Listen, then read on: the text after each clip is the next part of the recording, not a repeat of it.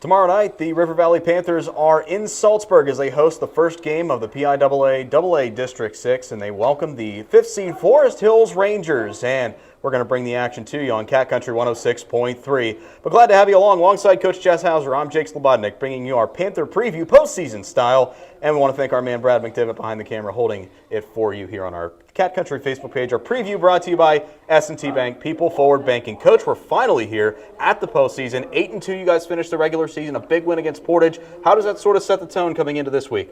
These kids are excited. They're fired up after last week's win. We got out there healthy, so we'll be ready to go tonight against Portage. One of the big things last week, aside from Sam Yanitz with his 1,000th rushing yard of the season, a monster blowout, you got some of your younger crew in there, so really it should be a relatively healthy squad this week. Yeah, very healthy. I mean, we have to be healthy. Forest Hills is a very tough team to go against, and they have a lot of weapons, so we got to be our top game.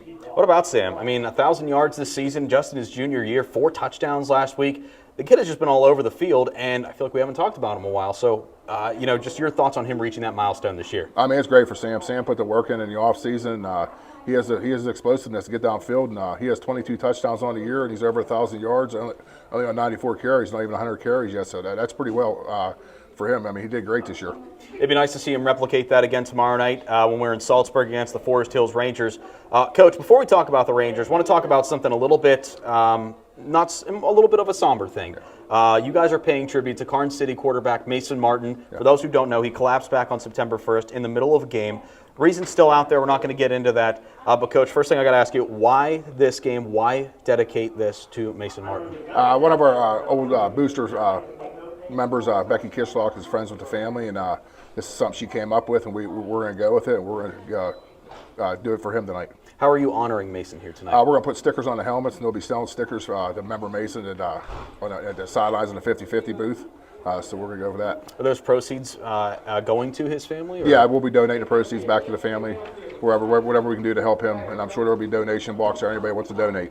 Well, folks, if you're coming out to the game or you haven't purchased a ticket, do so now on the PIAA website. You have to pre-order them. You can't get them at the door. And if you do come, purchase a sticker. Those proceeds will go towards Mason's family. And this is a really good cause that River Valley is throwing on.